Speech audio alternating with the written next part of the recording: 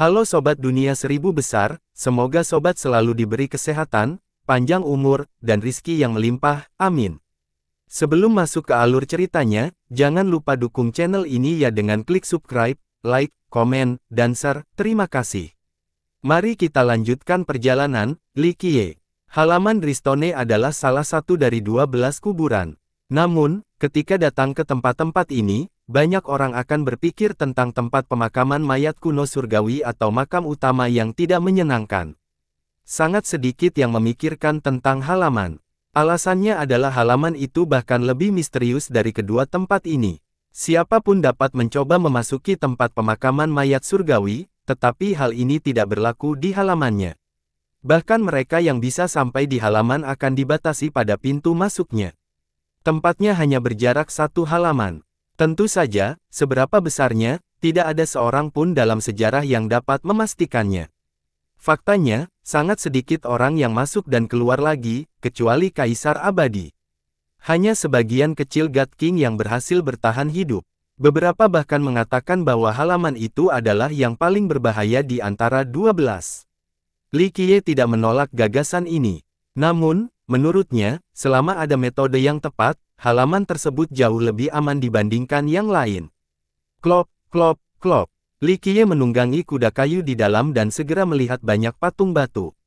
Patung-patung ini berjejer di dekat pintu masuk dengan berbagai ekspresi berbeda. Ada yang ketakutan, ada yang tenggelam dalam keputusasaan, dan ada pula yang berbalik untuk melarikan diri. Patung-patung ini sangat jelas dan hidup seolah-olah nyata. Mereka adalah makhluk tercerahkan yang cukup beruntung bisa memasuki halaman. Sayangnya, budidaya mereka tidak cukup kuat dan mereka langsung membatu saat mereka menginjakkan kaki di dalam.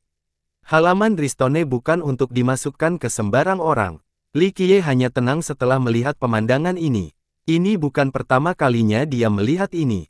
Di masa lalu, dia telah mengunjungi halaman itu beberapa kali sebelumnya. Jumlah patung akan bertambah setelah setiap kunjungan berikutnya. Dia tidak berhenti di sini setelah melirik mereka. Kehilangan nyawa segera setelah masuk berarti mereka lemah, bukan seseorang yang bisa disebut tak terkalahkan. Hanya ada satu bahaya di halaman, membatu. Tidak peduli apapun jenis keberadaannya, mereka akan terpengaruh oleh kekuatan yang membatu ini. Terlebih lagi, semakin dalam, semakin kuat kekuatan ini. Pada kedalaman tertentu, bahkan God King akan berubah menjadi batu tanpa batas waktu, sebuah nasib yang tidak berbeda dengan kematian. Adapun harta karun dan rahasia apa yang ada di dalamnya, ini tetap menjadi misteri bagi generasi mendatang.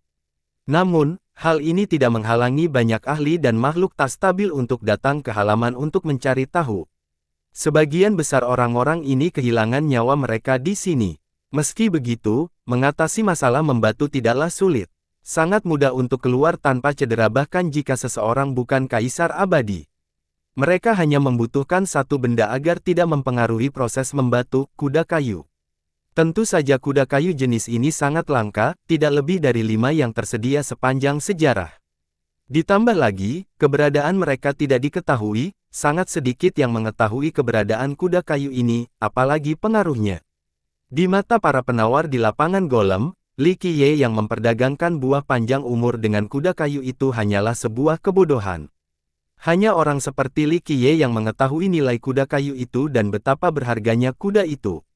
Dia melanjutkan lebih jauh ke tempat ini.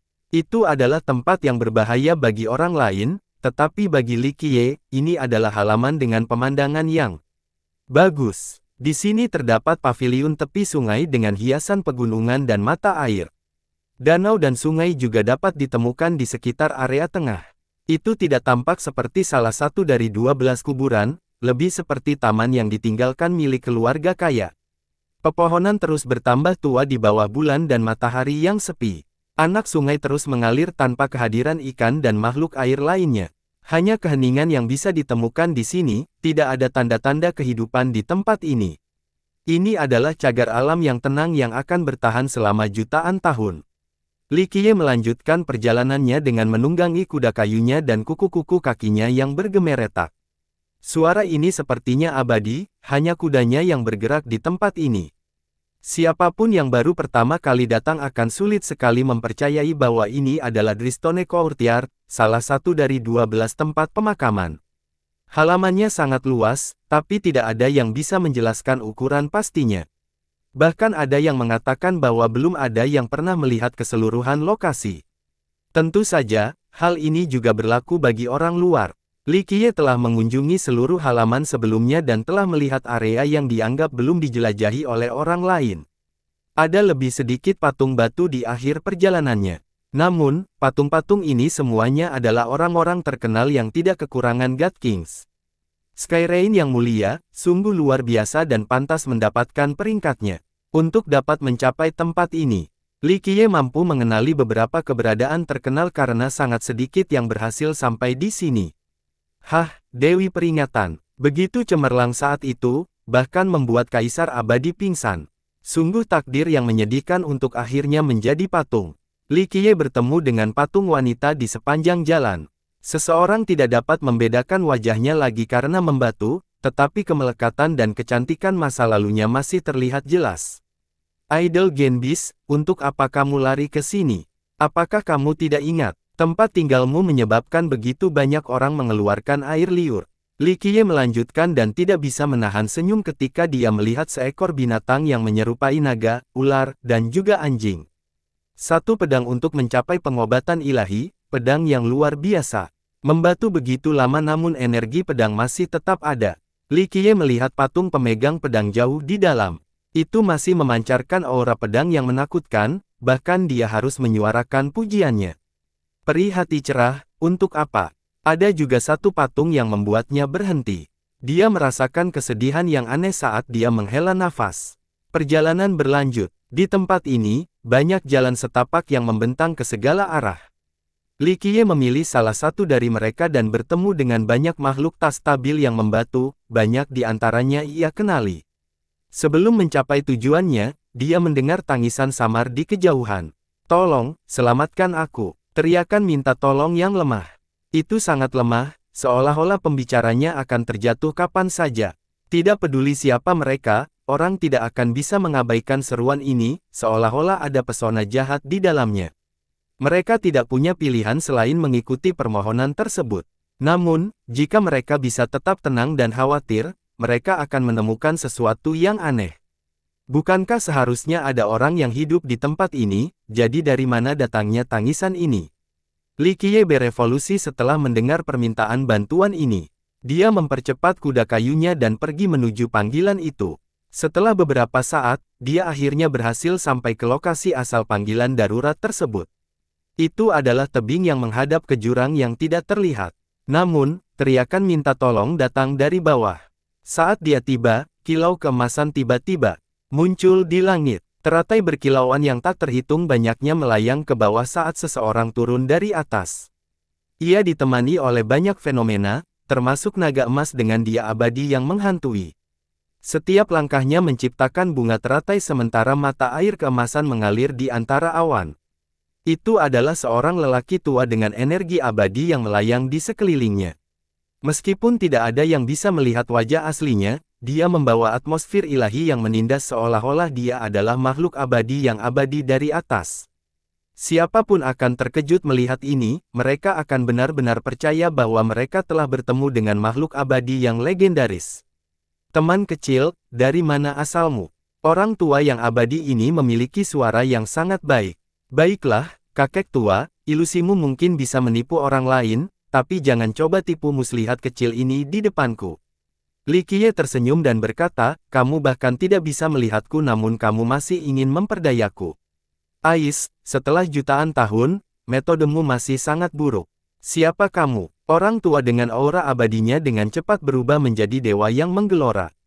Aura ilahinya menerangi banyak sekali wilayah, menyebabkan orang lain memiliki keinginan impulsif untuk bersujud kepadanya. Kakek tua, kamu sudah sangat tua sehingga kamu bahkan tidak bisa merasakannya lagi. Li Qiye dengan lembut menenangkan sambil menunggangi kuda kayu, saya dengan baik hati melakukan perjalanan bermil-mil hanya untuk mengunjungi Anda, namun Anda bahkan tidak dapat mengenali saya. Mengecewakan sekali, itu kamu. Akhirnya, orang itu mengenali Li Qiye. Semuanya lenyap, termasuk keilahian dan wujud abadi serta teratai emas satu-satunya yang tersisa hanyalah tebing dan jurang tak terduga di bawahnya. Itu kamu, si gagak terkutuk. Akhirnya, sebuah suara terkejut terdengar dari dalam jurang, "Mustahil, kamu sudah mencoba begitu lama tanpa hasil, tapi sekarang kamu benar-benar mendapatkan kembali tubuhmu." "Kakek tua, kamu salah tentang itu." Li Qiye menghela nafas dan menenangkannya, "Bukannya aku tidak bisa mendapatkan kembali tubuhku. Hanya saja saya tidak ingin orang-orang di sekitar saya menanggung akibatnya. Inilah perbedaan antara Anda dan saya. Saya tidak akan melakukan hal-hal yang Anda inginkan." "Hahaha, kamu membunuhku." Gagak terkutuk, "Meski aku sudah lama tidak berjalan di bumi ini dan hanya tahu sedikit tentang kisah-kisahnya, jangan lupa akulah orang yang pernah membaca lautan kenanganmu sebelumnya. Bagaimana mungkin saya tidak tahu orang seperti Anda? Setelah bertahun-tahun, saya khawatir seseorang tidak akan dapat menghitung jumlah orang yang dibunuh oleh tangan Anda dari pembunuhan yang Anda lakukan di 9 dunia." Sebuah cibiran datang dari jurang. "Kakek tua, kamu salah lagi. Tepatnya, Anda dan saya telah berbagi kenangan kita. Tapi aku tahu lebih banyak lagi rahasiamu. Paling-paling, Anda hanya mengetahui beberapa rahasia awal saya di era yang jauh itu." Li Qiye tersenyum menanggapinya. Orang tua itu terbenam. Dia jelas tidak senang dengan jawaban Li Qiye. Li Qiye melanjutkan, "Ditambah lagi, kakek tua, kamu juga salah paham tentang hal lain. Ya, saya seorang pembunuh massal. Saya bisa membantai miliaran makhluk di 9 dunia. Saya bisa menyelesaikan suatu ras demi umat manusia. Saya bisa mengorbankan banyak hal demi umat manusia, tapi saya tidak akan pernah mengorbankannya demi kepentingan pribadi saya. Kalau tidak, saya sudah mendapatkan tubuh fisik saya sejak lama, tidak perlu menunggu sampai sekarang." Suara di bawah tebing mencibir dan membalas, "Siapa yang tahu apa yang kamu pikirkan? Siapa yang tahu skema apa yang sedang Anda pikirkan? Siapa yang tahu tujuan akhir Anda? Mungkin suatu hari nanti, kamu akan memulai pengorbanan darah yang melibatkan seluruh dunia." Li Qiye terkekeh, "Kakek tua, biarkan perseteruan di masa lalu hilang. Anda masih belum bisa melupakan ketika saya menipu Anda saat itu di zaman kuno itu. Jangan lupa, kamu yang memulainya lebih dulu dan menghancurkan tubuhku. Saya sudah sangat bermurah hati karena melepaskannya." Hahaha. Orang yang berada di dalam jurang tertawa gembira setelah peristiwa masa lalu ini diangkat, gagak terkutuk, "Meskipun kamu abadi, kamu masih harus meminum air yang aku gunakan untuk membasuh kakiku. Orang akan selalu menjadi dewasa. Saat itu, aku belum terlalu lama menjadi gagak hitam dan belum berpengalaman, inilah satu-satunya alasan kenapa aku ditangkap olehmu. Namun, meskipun tahun-tahun itu sangat sulit, itu sangat berharga untuk pelatihan saya." Li Qiye tersenyum, "Lautan kenanganmu juga terhubung dengan kenanganku, membuatku bisa mempelajari banyak sekali rahasia. Saya menerima lebih banyak dengan lebih sedikit, jadi kenyataannya, saya adalah pemenangnya." Tidak perlu menyombongkan diri. Jika bukan karena keberadaan di gua iblis abadi yang menutupi lautan ingatanmu, aku akan mengambil semuanya daripada harus menggunakan metode lain. Orang itu sangat marah. Namun demikian, di tengah keadaannya yang pembohong, dia masih cukup puas dengan dirinya sendiri, "Tapi kamu gagak terkutuk, meskipun kamu mencuri begitu banyak rahasiaku saat itu, masih ada satu kenangan yang tidak akan pernah kamu dapatkan." "Aku tahu." Li Qiye menjawab, "Koneksi jiwa bukanlah akhir dari segalanya. Karena kekurangannya, tidak hanya bisa menipumu untuk mencuri rahasiamu, tapi juga membuat kabur dari tempatmu. Kakek tua, meskipun kamu menghancurkan tubuhku saat itu, bencana itu mengajariku bagaimana menyusun strategi. Bahkan jika kamu bangkit kembali, aku akan tetap menipumu dan mengambil semuanya darimu. Tapi sejujurnya, di luar rahasia abadi itu, kamu tidak akan rugi apa-apa lagi." Orang di bawah tebing dengan dingin berbicara, "Gagak terkutuk, kamu bisa terus berpuas diri. Suatu hari nanti, aku akan menghancurkanmu meskipun 9 dunia sudah tidak ada lagi, tidak masalah kamu tidak bisa hancur, aku akan tetap memberikan kematian abadi. Aku tahu kamu bisa melakukannya, kakek tua. Kamu telah menghancurkan segalanya, tidak ada hal lain yang tidak dapat kamu lakukan." Li Qiye menawarkan, "Tetapi jangan lupa, setelah bertahun-tahun, apa yang sebenarnya kamu miliki? Hanya tanganmu yang kosong." Dia melanjutkan sambil menekankan setiap kata, "Tidak peduli seberapa tinggi Anda berdiri saat itu, tidak peduli berapa banyak pengikut yang bersujud di hadapan Anda, apa yang Anda miliki sekarang. Tidak ada apa-apa, kamu hanyalah satu-satunya jiwa yang tersisa. Orang-orang terdekatmu dan orang-orang paling setia padamu aku khawatir di detik-detik terakhir, mereka berduka atas penyesalan. Ikatan darah dan kesetiaan abadi, kamu tidak pantas menerima semua hal ini. Gagak, bagaimana denganmu? Apa yang Anda miliki setelah puluhan juta tahun ini? Anda sama seperti saya. Saya tidak peduli apa yang telah Anda lakukan, dan itu termasuk melindungi umat manusia dan 9 dunia. Apa yang kamu punya sekarang? Kamu sama sepertiku, kamu hanyalah jiwa yang tersesat. Orang itu mencibir. Ya, aku tidak punya banyak lagi. Selama jutaan tahun ini, orang-orang meninggalkan saya satu demi satu. Mereka yang menyayangiku, mereka yang selalu setia dan rela menyerahkan semuanya demi aku, mereka semua telah pergi dan kembali ke bumi. Sementara itu, perbuatanku juga hilang ditelan sungai waktu. Li Qiye dengan lembut menghela nafas setelah mengatakan ini, tetapi kakek tua, saya tidak pernah mengecewakan rakyat saya. Saya tidak pernah membiarkan mereka merasakan penyesalan saat mereka mengikuti saya dan berjuang sampai akhir. Mereka tidak mengecewakan saya, jadi saya tidak mengecewakan mereka. Pak Tua, inilah perbedaan antara kau dan aku. Anda bisa menyerahkan segalanya demi diri Anda sendiri.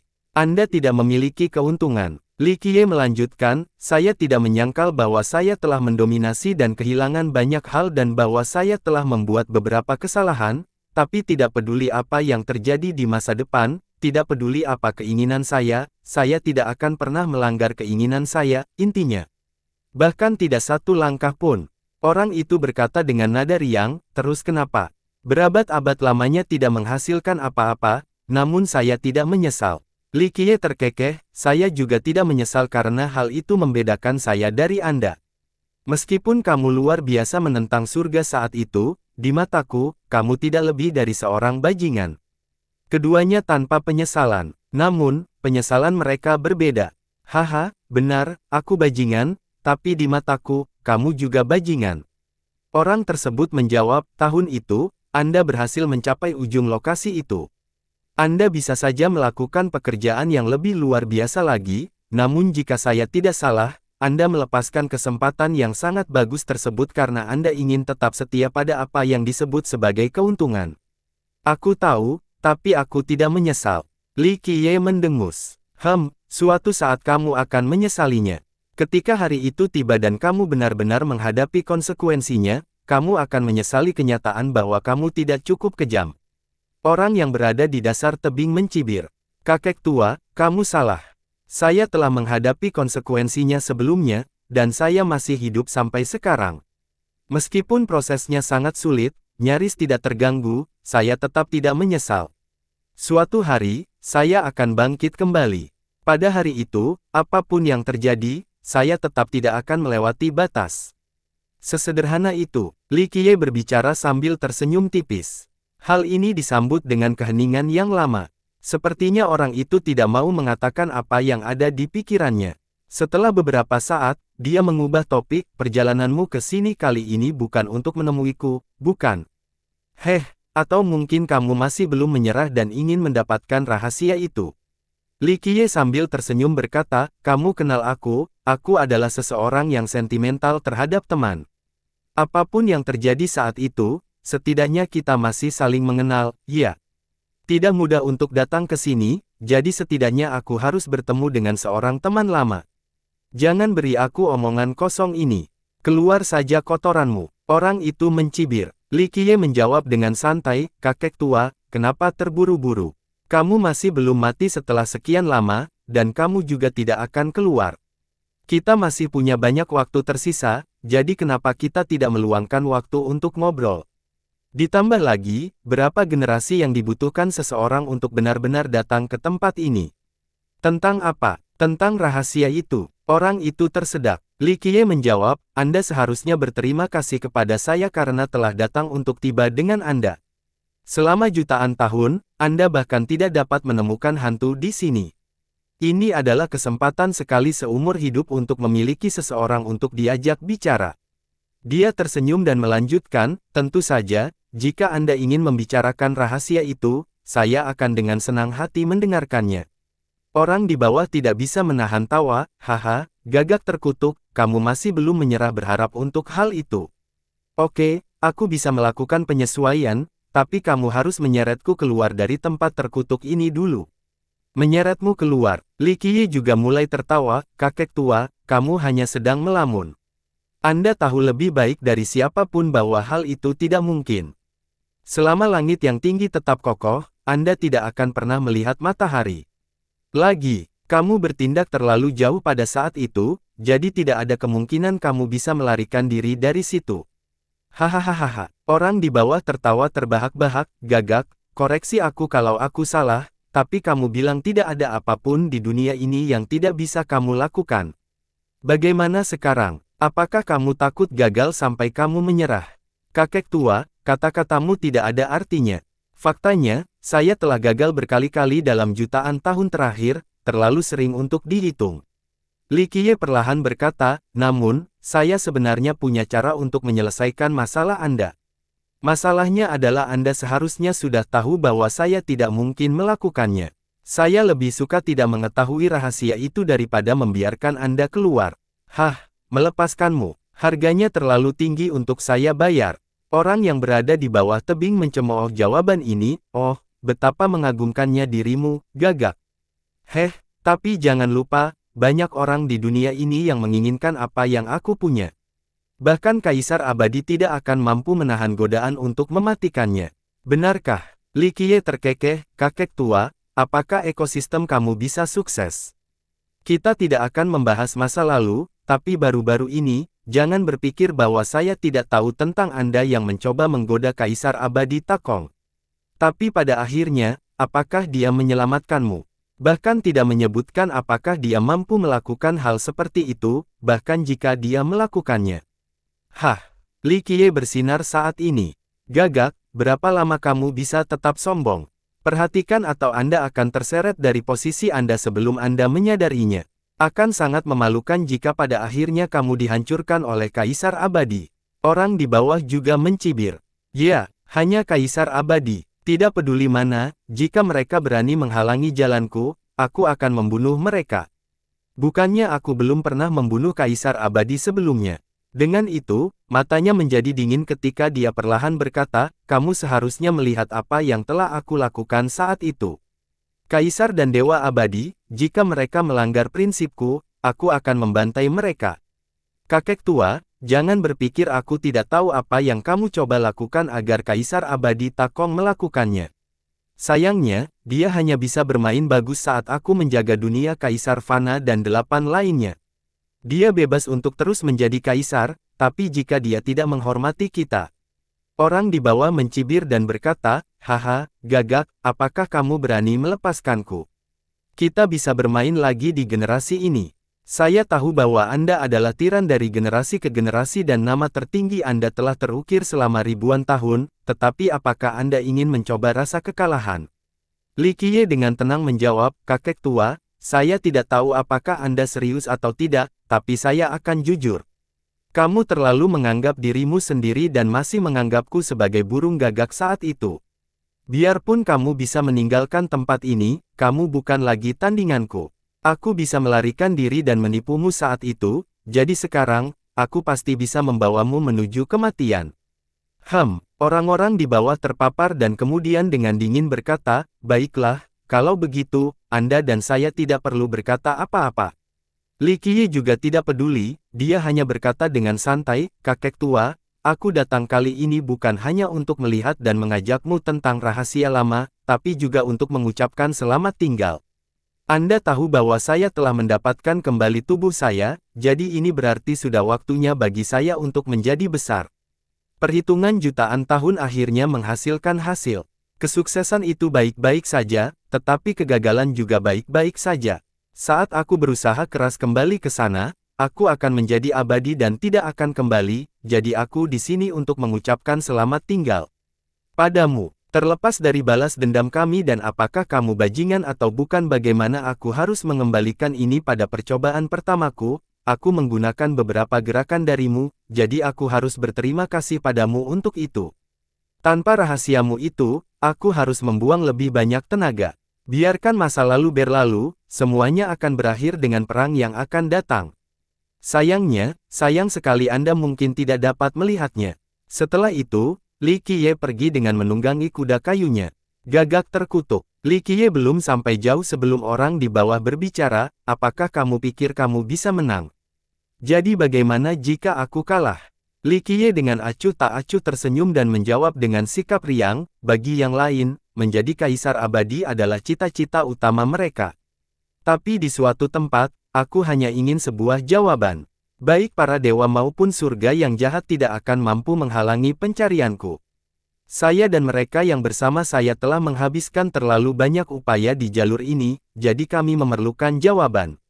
Sepanjang waktu, Anda bukan satu-satunya yang menghabiskan banyak usaha. Ingatlah bahwa belum pernah ada orang yang sukses sebelumnya. Orang itu meninggikan suaranya. Mungkin ada yang pernah sukses sebelumnya, hanya saja Anda dan saya tidak mengetahuinya, itu saja. Li Qiye terkekeh, jalan ini dilapisi dengan tulang. Tak termasuk banyaknya orang yang bertahan dalam mimpinya namun gagal di tengah jalan, namun, apapun konsekuensinya, saya akan terus maju meskipun itu berarti kekalahan. Li Qiye tertawa terbahak-bahak saat meresponsnya. Orang yang berada di dasar tebing merenung sejenak. Setelah beberapa saat, dia perlahan berkata, Gagak, aku tidak akan menjaga rahasianya, kamu harus mencari tahu sendiri. Namun, aku memberi petunjuk, semuanya tersembunyi dalam ingatanku, semuanya ada di dalam rahasiaku. Terima kasih. Li Qiye berbalik dan melihat ke arah tebing dan berkata, kakek tua, selamat tinggal untuk saat ini. Semoga kita tidak pernah bertemu lagi. Ucapan terakhir ini penuh dengan ketulusan. Dengan itu, dia berangkat tanpa henti dan menghilang di sepanjang jalan setapak. Sungai waktu yang tak ada habisnya, betapa tiada habisnya dan tak dimatikan. Saat itu, saya adalah satu-satunya penguasa di atas segalanya. Ratapan sedih terdengar dari bawah tebing, tidak bisa dihancurkan dan abadi. Hah, surga jahat tua, aku akan menunggu hari kematianmu. Akhirnya, jurang menjadi sunyi kembali, tidak ada yang tahu bahwa ada rahasia luar biasa di bawah ini yang tidak akan pernah diketahui dunia. Li Qiye meninggalkan tebing dan berkeliaran di dalam halaman. Ada banyak pemandangan menakjubkan dan banyak peristiwa luar biasa. Namun, Li Qiye sudah terbiasa dengan mereka. Pendatang baru yang berhasil mencapai tempat-tempat ini tidak akan pernah melupakannya seumur hidup. Namun, hal-hal ini sangatlah biasa bagi Li Qiye karena dia telah berada di sini berkali-kali sebelumnya. Saat ini, tidak ada seorang pun yang memahami halaman lebih dari dia. Dia tampak hati-hati mencari sesuatu di setiap lokasi. Ada banyak jalan setapak di halaman yang menuju ke berbagai arah, tidak mudah untuk melihat halaman secara keseluruhan. Setelah berpindah dari satu tempat ke tempat lain, Li Qiye masih belum bisa menemukan barang yang diinginkannya. Namun, dia tidak terburu-buru dan terus mencari dengan cermat. Tidak ada yang mustahil bagi hati yang rela. Li Qiye akhirnya berhenti di dekat sebuah danau. Danau yang tenang ini tidak besar dan tidak kecil. Minimnya ikan terlihat dari kondisi danau yang masih sama seperti halamannya. Li Qiye melirik ke sudut sungai yang tidak mencolok, lalu dia menunggangi kuda kayunya. Di sudut tengah yang penuh ilalang dan semak belukar itu, terdapat sarang batu kecil. Itu terbuat dari rumput batu yang dijalin menjadi satu. Di dalamnya ada seekor bebek. Tentu saja itu juga terbuat dari batu. Meski menyerupai patung berukir, namun sangat hidup karena pengerjaannya yang luar biasa. Ada juga 8 telur batu di dalam sarang, semua bentuk dan ukuran berbeda. Ada yang datar, ada pula yang bulat, beberapa bahkan berbentuk persegi. Ada yang berwarna biru, hijau, dan juga putih. Kedelapannya berada tepat di bawah bebek jongkok, sehingga orang akan mengira bebek inilah yang melahirkan mereka. Li Qiye dengan santai tersenyum dan memohon setelah melihat bebek dan telur, sungguh luar biasa. Anda benar-benar memindahkan sarang Anda sekali setiap generasi. Layak menjadi keberadaan yang tiada taraf. Selama jutaan tahun sekarang, Anda telah bermain-main dengan begitu banyak orang di dunia ini. Jika ada yang melihat Li Qiye berbicara dengan bebek batu, mereka akan mengira dia gila, tidak peduli apa yang dikatakan Li Qiye, bebek itu tetap menjadi patung dan tidak hidup kembali. Li Qiye mengabaikannya dan mengulurkan tangan untuk menyentuhnya. Rasanya seperti batu dan jelas bukan ilusi. Namun, apakah itu terbuat dari batu atau tidak, Li Qiye tahu betul. Ada juga rahasia besar di sini yang tidak diketahui seluruh dunia. Li Qiye kemudian menyentuh 8 telur itu sebagai gantinya. Mereka juga berbatu-batu dan sama sekali tidak dapat dipisahkan dari bebek. Rupanya telur dan bebek itu dihilangkan di tanah, tidak ada cara untuk memindahkan benda-benda ini. Li Qiye sama sekali tidak terkejut melihat ini. Dia menyentuh telur-telur itu satu persatu lalu berkomentar sambil tersenyum, luar biasa. Anda sebenarnya hampir sukses. Jika hal ini tercapai, maka hal ini akan sangat menakutkan. Tapi apapun yang dia katakan, bebek dan telurnya tidak merespon, dia hanya berbicara pada dirinya sendiri. Li Qiye dengan santai melanjutkan, saya pasti akan merebut kehendak surga pada generasi ini. Apakah Anda sedang mempertimbangkan untuk menjadi generasi ini, atau mungkin generasi berikutnya? Li Qiye hanya berbicara sedikit tanpa mempedulikan bebek yang tidak bereaksi, jika kamu tidak menjawab, aku akan mengira sebagai generasimu yang akan datang. Jika itu terjadi, kamu akan menjadi sainganku, jadi haruskah aku berpikir untuk menghancurkanmu sekarang? Ini bukan ide yang buruk, bagaimana cara menanamnya? Bebek batu tidak merespon. Li Qiye mengusap dagunya dan tersenyum, baiklah, jika seseorang mengira aku hanya main-main, kita harus melihat batu mana yang lebih keras. Mari kita hancurkan ini. Dengan itu, dia membuka istana takdirnya dan mengeluarkan telur batunya sendiri dari dalam istana ke-13. Telur batu ini memiliki asal-usul yang luar biasa. Dia memegangnya di tangannya dan menyiapkannya untuk menghancurkan bebek itu. Berdengung. Namun, tepat sebelum dia memecahkan telurnya, gelombang cahaya mulai melayang di sekitar bebek tersebut. Bentuk batunya akhirnya meleleh dan seekor bebek yang tampak sangat biasa muncul.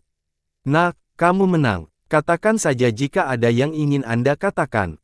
Bebek itu berbicara dengan suara yang kasar dan tua seolah-olah berasal dari tempat yang berbeda. Lebih tepatnya begini, sekarang kita bisa ngobrol santai.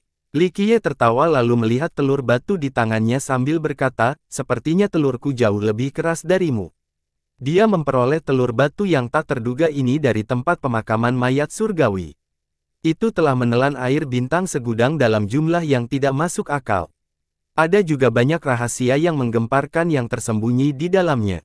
Pada saat ini, bebek itu juga sedang memandangi batu di tangan Li Qiye dan di dalamnya, keluarlah. Li Qiye menyimpan telur batu itu lalu mengeluarkan batu lain dan berkata, aku punya bongkahan batu ini di sini, aku yakin. Kamu pasti menginginkannya. Di mana kamu mendapatkannya? Mata bebek itu berputar. Rupanya ada bintang yang muncul di dalam pupilnya yang memancarkan cahaya yang menyilaukan. Oh, aku baru saja mengambilnya di suatu tempat. Li Qiye tersenyum dan mengabaikan pancaran cahaya menyilaukan dari bebek itu. Batu ini berasal dari lelang Golem Square. Dikatakan bahwa benda itu ditinggalkan oleh Kaisar Abadi Wansi, namun dunia tidak mengetahui kegunaannya. Li Qiye mengamati bebek itu dan dengan santai berkata, kamu punya 8 telur batu sekarang. Jika saya tidak salah, Anda melewatkan satu. Saya baru saja memeriksanya sebelumnya, yang Anda lewatkan adalah jiwa utama. Menariknya, batu di kebetulan adalah jiwa utama dalam 3 jiwa. Bebek itu terus menatap batu di tangan Li Qiye tanpa berkata apa-apa. Li Qiye tersenyum, bagaimana kalau kita bernegosiasi? Aku akan memberi batu ini hanya untuk satu item. Saya tidak meminta banyak. Haha, bocah nakal, aku tidak akan bernegosiasi denganmu begitu saja. Jika Anda mengetahui identitas saya, Anda tidak boleh menawar dengan saya, bukan? Bebek itu tertawa. Li Qiye tertawa kecil sebagai jawaban, kamu salah. Bahkan jika itu adalah dewa di surga, saya masih bisa bernegosiasi dengan mereka. Saya tahu Anda sangat menentang surga, tetapi menurut Anda bagaimana Anda dibandingkan dengan kakek tua di tebing bawah itu? Dulu, aku hampir menipunya sampai mati, apa yang memperkuat aku tidak bisa melakukan hal yang sama denganmu? Aku tidak punya keinginan atau ambisi, jadi kenapa kamu harus menipuku? Bebek itu sangat kesal pada Li Qiye. Jadi kamu tidak menginginkan batu ini? Li Qiye dengan bercanda menyulap batu itu dengan satu tangan dan berkata, aku tahu kamu luar biasa, tapi aku akan berterus terang padamu, aku tidak takut padamu dan tidak peduli dengan ancamanmu. Jika aku benar-benar ingin menjagamu, aku bisa saja menyuruh permaisuri Hong Tian untuk menghancurkanmu selamanya ketika dia masih di sini. Namun, aku tidak melakukannya karena aku penyayang, kan? Saya adalah seseorang yang tidak meminta ketidakseimbangan apapun. Li Qiye melanjutkan, ditambah lagi, apa yang saya inginkan sangat sederhana. Mustahil untuk tidak membayar harga yang murah untuk batu ini. Saya kira jika Anda ingin mencoba dan memutar saya secara langsung, lakukan saja. Saya sebenarnya penasaran untuk melihat seberapa banyak membatu yang dapat Anda tangani setelah Anda meninggalkan sarang batu dalam kondisi Anda saat ini. Bebek itu menilai Li Qiye sejak lama. Akhirnya, dia memilih untuk membuat kesepakatan, apa yang kamu inginkan. Saya dengar Anda punya niat air Blue Whiskey. Saya tidak menginginkan yang lain, hanya botol itu. Li Qiye tersenyum gembira. Air langit biru. Bebek itu berpikir, sudah lama sekali, jadi saya tidak begitu ingat. Mungkin ada hal seperti itu. Tapi itu tidak ada gunanya, jadi mengapa kamu menginginkannya? Haha, jangan coba-coba membodohiku. Anda mungkin bisa menipu orang lain, tetapi tidak mudah untuk menipu saya. Li Qiye menjawab, orang lain mungkin tidak tahu kemampuanmu, tapi aku tahu betul. Kata-kata Anda memiliki kebenarannya sendiri, dunia tidak tahu kegunaan air ini, tetapi air, di mata mereka, tidak sama dengan botol yang Anda miliki. Dia berhenti sejenak sambil melirik bebek itu, kamu tahu apa yang bisa dilakukan oleh botol air Blue Whiskey itu. Namun, aku tahu lebih banyak darimu. Saya pernah ke tempat itu sebelumnya, jadi apa yang dilindungi saya tidak tahu dampaknya. Haha, bocah nakal, kamu memang sulit untuk dipahami. Bebek itu tertawa dan menggelengkan kepalanya, nak, kamu harus tahu bahwa tawaran air Blue Whiskey ini sangat berharga bagi ekosistem. Batu ini juga sangat berharga bagimu. Menurutmu mana yang lebih berharga, ini batu atau udara? Li Qiye terus bermain dengan batu itu dan berkata, kamu seharusnya bahagia, jika ada, karena aku hanya menginginkan air Blue Whiskey milikmu. Jika aku ingin menjadi kejam, aku tidak hanya akan meminta permintaan air Blue Whiskey, aku bahkan akan membawakan barang yang kamu peroleh dari halaman saat itu. Bagaimana kamu tahu tentang itu? Bebek itu tiba-tiba menatap Li Qiye setelah mendengar ini. Bahkan jika seseorang tidak dapat melihat sikapnya, sudah jelas bahwa hal itu telah menjadi serius. Li Qiye tidak memedulikan penghematan yang dilakukan bebek itu, tidak banyak rahasia yang aku tidak tahu.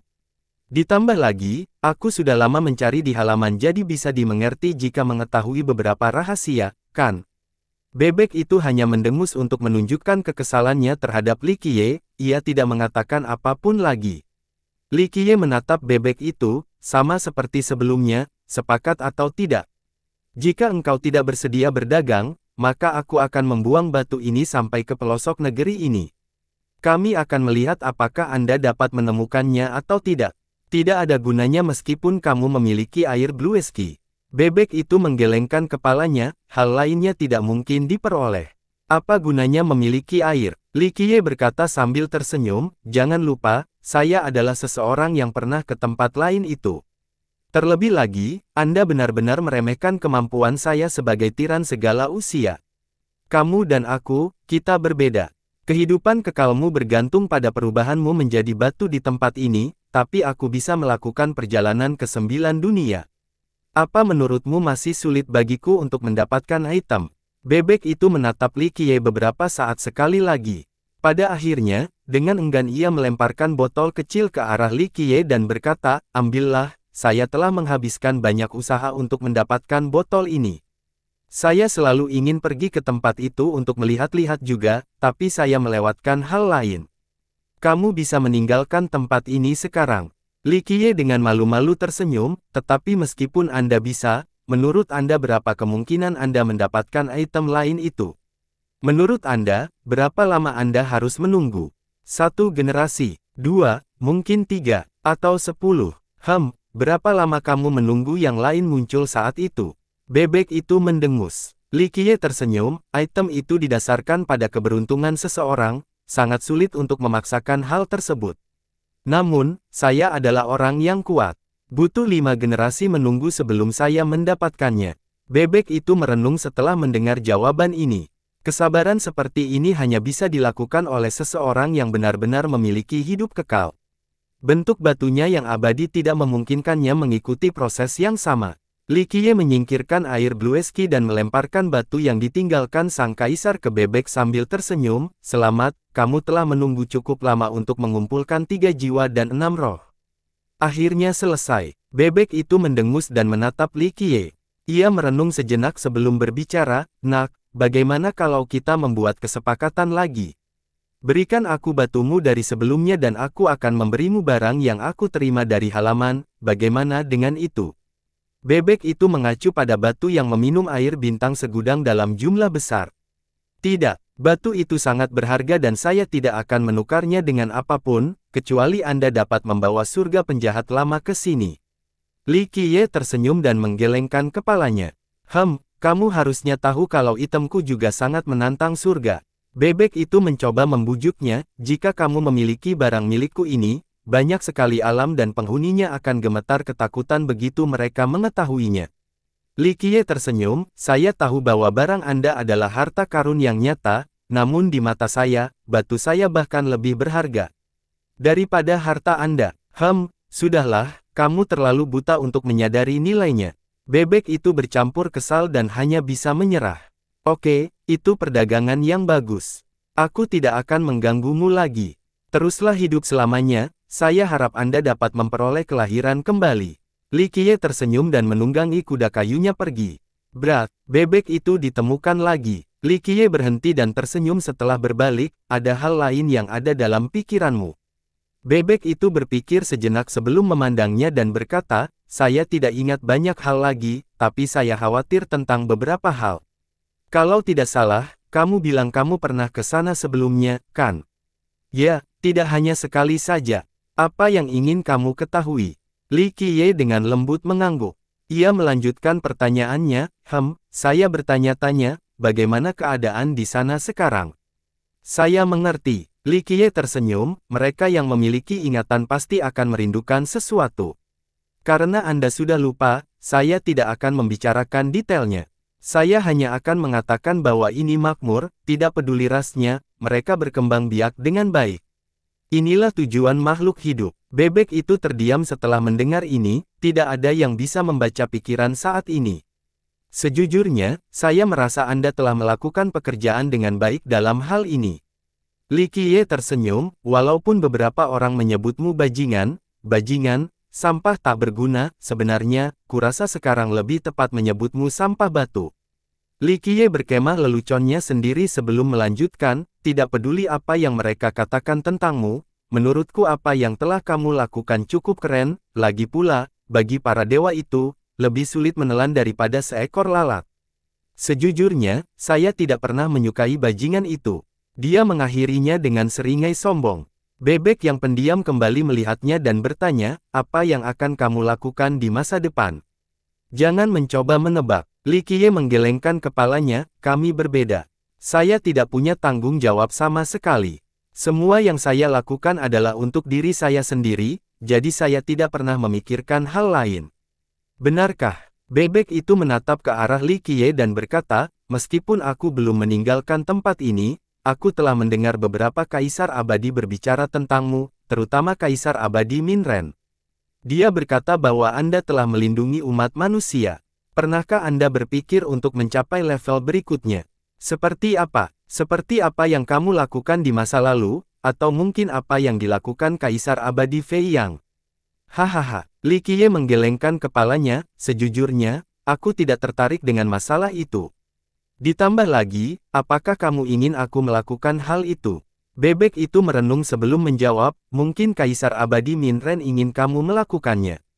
"Minren?" Li Qiye tersenyum dan berkata, "Bocah itu tidak hanya baik hati, terkadang dia juga terjadi seperti wanita, baik secara kitulan atau tidak. Dia suka terlibat dalam banyak hal berbeda. Dia pasti datang ke sini sebelumnya dan kebetulan bertemu denganmu.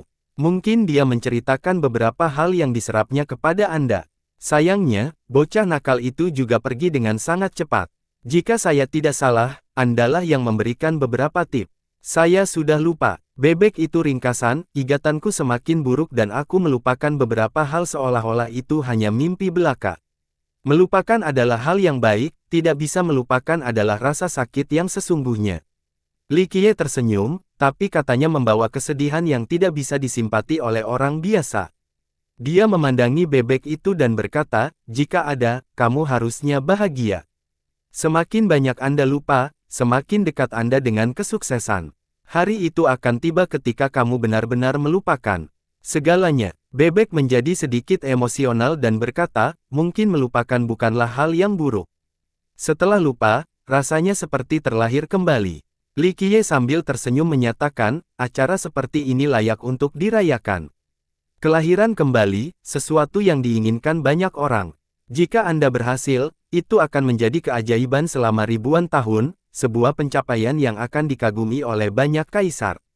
Selama jutaan tahun, begitu banyak orang yang mencobanya namun gagal. Bebek itu tidak senang mendengar pujiannya. Ia menjawab, Kaisar Abadi Minren memberitahuku bahwa kamu telah melalui begitu banyak hal, bisakah kamu melupakan semuanya? Lupa. Li Qiye menatap ke dalam kegelapan saat matanya melamun. Setelah beberapa saat, dia tersenyum dan menjawab, tidak ada yang perlu saya lupakan. Sakit atau bahagia, entah itu rasa sakit yang terpatri jauh di tulang atau kebahagiaan yang menghangatkan hati, semua ini adalah pengalamanku selama bertahun-tahun. Saya paling enggan mengingat saat-saat bahagia daripada saat-saat kesakitan. Aku jangan lupa, aku hanya tidak ingin menyindir. Setelah itu, Li Qiye perlahan menunggangi kuda kayunya pergi. Panjangnya mengandung kesamaan yang tak terlukiskan yang tidak bisa dipahami orang lain. Setelah dia pergi, bebek itu melihat ke langit dan bertanya, sentimen lama pada akhirnya akan memudar. Apakah karena emosi atau sikap apatis? Bebek itu mendengar kata-kata Li Qiye. Setelah sekian lama, ia kembali tenang dan tersenyum. Pada saat ini, terasa lega dan segalanya menjadi fana seperti angin di langit. Ia memilih untuk melupakan masa lalu. Ia berjongkok kembali di sarang batunya dan berubah menjadi batu sekali lagi. Sejak saat itu, ia menjadi patung tanpa emosi, tanpa masa lalu, dan tanpa gangguan apapun. Li Qiye sedikit tersesat setelah meninggalkan tempat bebek itu, dia tanpa tujuan menunggangi kuda kayu itu pergi. Perkataan bebek itu mengingatkan kembali sebagian ingatannya. Ribuan tahun telah berlalu begitu lama. Dia telah bertemu banyak orang dan mengalami banyak hal. Dia tidak bisa melupakan beberapa di antaranya. Seperti yang dia katakan, daripada melupakan, dia memilih untuk tidak mengingatnya. Namun, beberapa kenangan ini telah terukir jauh di lubuk hatinya, tidak pernah membiarkan dia menemukan penghiburan. Bagi makhluk yang tidak bisa dihancurkan seperti dia, rasa sakit bukanlah hal yang perlu ditakuti. Ia berani menghadapi segala rasa sakit fisik dan bahkan membayangkan jiwa. Namun, kebahagiaan telah berubah menjadi penderitaan yang berbeda. Kenangan indah ini tak terlupakan, meskipun orang-orangnya sudah tidak ada lagi, dia terus hidup.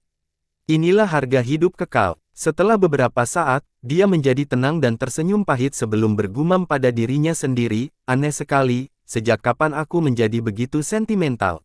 Masa lalu sudah berlalu, aku hanya bisa berjalan maju. Saya tidak akan melihat ke belakang, karena saya Li Qiye. Saat ini, dia membuang semua keraguan dan masa lalunya. Ayo berbaris menuju tujuan. Saya harus menuai kesuksesan di generasi ini. Saat ini, Li Qiye yang menjulang di dunia telah kembali. Matanya terfokus pada arah tertentu saat dia mempercepat kuda kayu itu ke depan. Dia maju menuju bagian terdalam dari Dristone Courtyard.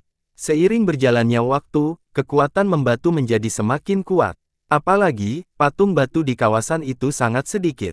Orang-orang yang mampu sampai ke sini adalah kaisar penyerang atau kaisar abadi sendiri. Di kedalaman ini, tidak ada lagi batu. Bahkan kaisar penyerang tidak akan bisa lepas dari nasib diubah menjadi batu di sini. Akhirnya, Li Qiye berhenti karena di hadapannya ada kegelapan yang sangat luas. Itu bukanlah tipe kegelapan dari neraka dan juga bukan tipe yang akan melahap segala sesuatu. Itu adalah jenis kegelapan yang unik dan tidak bisa didekati. Kegelapan yang membatu. Karena di tempat ini, waktu telah membeku dan hal yang sama juga berlaku untuk ruang. Bahkan hukum universal Grand Dao telah membatu. Karena itu, semuanya telah berubah menjadi batu, membuat tempat ini menjadi gelap gulita. Bahkan sinar cahaya gelap pun membatu. Namun, dengan pengamatan yang cermat, seseorang akan dapat menemukan kilatan cahaya di bagian terdalam dari hamparan gelap ini. Sepertinya ada sesuatu di sana. Terlebih lagi, itu adalah sekelompok hal. Orang-orang yang berdiri di sini akan menyadari bahwa kekuatan pembatu halaman kemungkinan besar berasal dari tempat ini. Bahkan para dewa dan kaisar pun akan dibekukan di sini. Li Qiye berdiri di hadapannya dan bergumam, sungguh kekuatan yang menakutkan.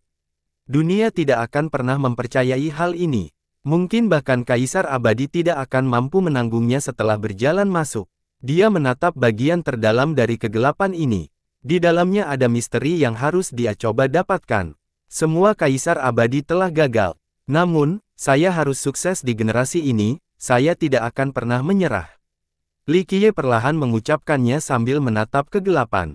Pada titik ini, semua kepercayaan dirinya di masa lalu tidak mempunyai pengaruh karena dia telah mencoba berulang kali namun tidak berhasil. Faktanya, dia bukan satu-satunya yang gagal. Permaisuri Hongtian pernah ke sini sebelumnya, sama dengan Kaisar Abadi Minren dan Kaisar Abadi Wansi. Semua kaisar yang datang ke sini pergi ke tempat ini untuk mencobanya. Kaisar tidak terkalahkan di mata dunia, tidak ada yang tidak bisa mereka lakukan. Namun, kenyataannya bahkan kaisar pun gagal berhasil dalam tindakan ini. Li Qiye menarik napas dalam-dalam dan memasukkan beberapa Heaven Restoration Paste ke dalam mulut, namun tidak menelannya. Ini adalah salep tertinggi yang dimurnikan secara pribadi oleh Li Qiye yang mampu mengobati semua luka. Bisa dikatakan menjadi nomor 1 di 9 dunia. Setelah menyelesaikan persiapannya, Li Qiye menarik napas dalam-dalam dan menunggangi kuda kayunya menuju hamparan gelap ini. Zes, meskipun dia sedang menunggang kuda, kekuatannya membatu masih melukai Li Qiye. Itu sangat ampuh dan luar biasa. Namun, kuda kayu itu mengeluarkan cahaya hitam untuk menghentikan kekuatan ini. Ini menghilangkan energi tertentu dari tubuh Li Qiye. Namun demikian, hanya 1 detik kemudian, suara retakan batu yang pecah terdengar, menandai dimulainya proses membatu sekali lagi. Kuda ini mampu membawa Li Qiye ke seluruh halaman dan tetap tidak terpengaruh oleh kekuatan ini. Meskipun ia telah menggunakan seluruh kekuatan saat ini, ia masih belum mampu menghentikan proses membatu sepenuhnya. Mudah untuk membayangkan betapa kuatnya kekuatan ini di lokasi ini. Zes, kuda kayu itu terus membawa Li Qiye maju menuju kedalaman yang terhampar. Namun, setiap langkah yang dilakukan kuda itu melemahkan kekuatan untuk memaksa kekuatan membatu yang melukai Li Qiye. Membuka, Li Qiye berteriak dengan seluruh energi darahnya melonjak ke langit. Segel dunia terbuka. Serangan pertamanya juga merupakan jurus pamungkasnya, Pentadao Timeles Seal dari Heaven Ceiling Pentagate. Li Qiye menggunakan kekuatan tertinggi ini untuk melindungi tubuhnya. Namun, meski dengan kekuatan ini, suara letupan keluar saat dia berjalan ke depan. Bahkan segel yang bisa menekan segala sesuatu tidak bisa menghalangi membatu dan hancur. Merusak, Li Qiye berteriak lagi. Segel dunia melancarkan serangan tak terpekkan satu demi satu, Gunung Meru Ilahi dari lonceng Gunung Declivity, pemadaman toples jahat pemakan abadi, benteng ikan yin yang dari cermin pemurnian abadi yin yang, api karma kuali kekaisaran Bright Flame, 9 agung dari binatang suci Zider, 1 pemusnahan surgawi keluar setelahnya yang lain dan mengusir kekuatan kegelapan. Namun, meski serangan tak kacau seperti itu, menghadapinya selalu kembali seperti gelombang yang tak henti-hentinya. Pada akhirnya, bahkan pemusnahan surgawi dari segel dunia tidak dapat lagi menahan kekuatan itu. Kekuatan ini melampaui imajinasi siapapun.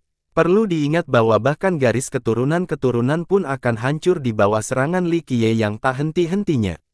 Namun, itu pun tidak cukup di sini. Membuka, kali ini, Li Qiye benar-benar mengeluarkan senjatanya sendiri. Dengan pentagate di tangannya, dia melepaskan Resplendent Break. Gerbang itu langsung memancarkan gelombang cahaya paling cemerlang di dunia ini, segel abadi Pentadao.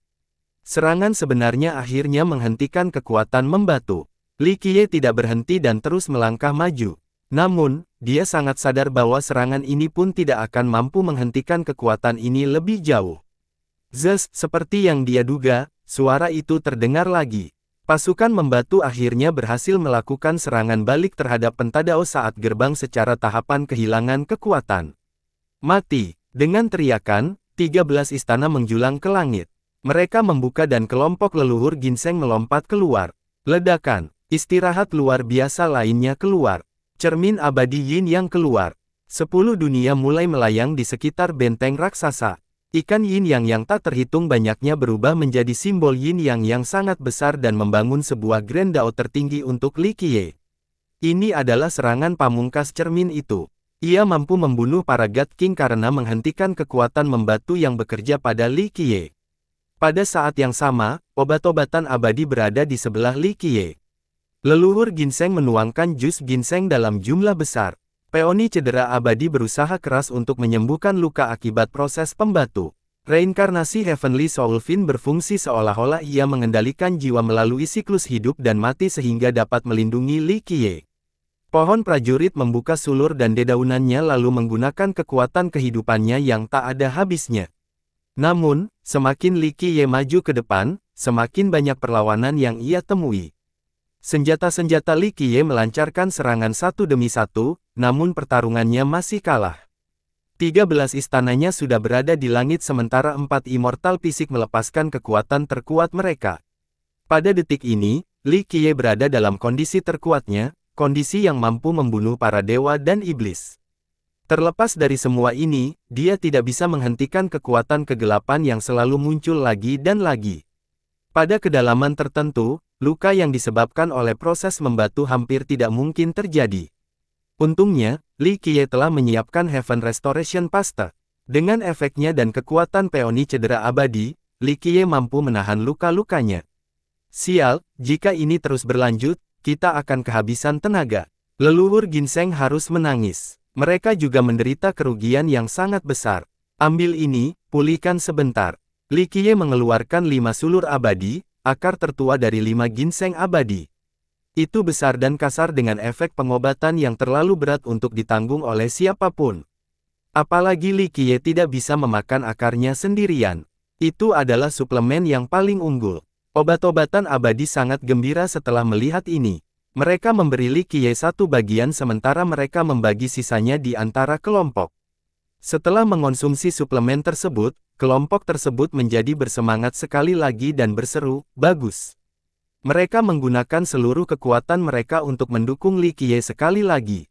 Setiap langkahnya sulit saat dia menunggangi kuda kayu itu ke depan. Meski begitu, dia tetap berhasil mencapai pusat kegelapan. Di tempat ini, seseorang akhirnya bisa melihat wujud sebenarnya dari pancaran cahaya sebelumnya. Ini adalah bayangan yang membatu di tempat ini. Mereka agung dan tak tertandingi, terkubur selamanya di lokasi ini. Mereka memancarkan aura kekuasaan yang tak terbatas. Meskipun mereka telah berubah menjadi batu selama jutaan tahun, kekuatan membatu masih tidak bisa menyembunyikan aura kekuasaan mereka. Bayangan Kaisar Abadi. Li Qiye berkomentar dengan nada emosi sambil menahan serangan gencar. Bahkan tokoh-tokoh tingkat God King pun akan terkejut dengan pemandangan ini, apalagi seluruh dunia. Kaisar Abadi Muzuo, Kaisar Abadi Yaozu, Kaisar Abadi Bazen, Kaisar Abadi Tunri, bayangan dari semua ahli tak berkompetisi ini terperangkap di tempat ini. Di lokasi yang lebih dalam di antara bayang-bayang para kaisar ada bayangan bangga yang masih berdiri tegak permaisuri Hong Tian. Semua keberadaan tak terpecahkan yang telah menyapu berbagai alam sebelumnya, bayangannya membatu di sini.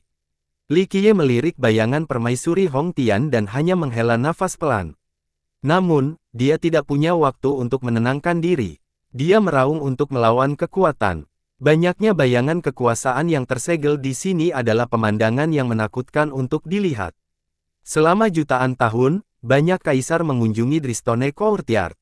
Mereka semua ditangkap oleh apa yang ada di dalam kegelapan, mereka semua ingin mendapatkannya. Namun, bahkan kaisar pun tidak mampu melakukannya. Kekuatan membatu yang dahsyat memaksa para kaisar mundur dengan tergesa-gesa. Namun, bayangan mereka membeku, terkubur selamanya di tempat ini. Bahkan kaisar pun tidak dapat menjalankan tugas mengerikan ini. Bisa dengan mudah dibayangkan betapa menakutkannya kekuatan di dalamnya. Li Qiye mendekat, tapi ketika dia berhasil mencapai area dengan bayang-bayang para kaisar, dia akhirnya tidak bisa menahan lukanya. Nirvana Heavens. Dalam sekejap mata, Li Qiye berteriak dan menciptakan kehidupan hanya dengan satu pikiran. Dia akhirnya menggunakan serangan terkuatnya. 13 istana mulai mendapatkan kedalamannya yang tersembunyi. Li Qiye yang berdiri di atas 9 langit muncul. Kekuatan surga nirwana menjulang di atas berbagai alam. Pada detik ini, dia sebanding dengan Kaisar Abadi, mungkin dia bahkan lebih kuat. Teknik ini mendapat serangan balik yang lebih kuat dari kekuatan membatu. Ia melanjutkan serangannya dengan suara mendengung terus-menerus seolah ingin membekukan seluruh surga nirwana. Surga jahat tua, awasi aku. Aku akan memenuhi segalanya. Li Qiye berteriak. 9 semut muncul. Li Qiye tidak peduli pada dunia ini dan memikirkan hati-hati. 2 kapal kecil muncul di tengah-tengahnya. Gemuruh. Energi darah turun dengan cepat seolah ingin menghancurkan seluruh bentangan gelap. Ledakan. Diluncurkan. Diluncurkan. Di saat yang sama, cahaya fajar yang tak terbatas muncul dan mencapai seluruh area seolah ingin melenyapkan kegelapan. Wadah kehidupan dan wadah asal-usul, 2 wadah utama ini adalah hasil keajaiban hukum 9 semut Li Qiye. Di dalam energi darah yang tak ada habisnya, Li Qiye sepertinya memberikan kehidupan kepada miliaran makhluk hidup.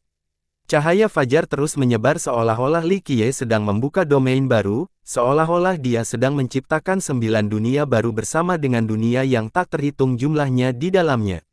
Di bawah kendali surga nirwana, wadah kehidupan dan wadah asal-usul mampu mengerahkan kekuatan hingga batas maksimalnya.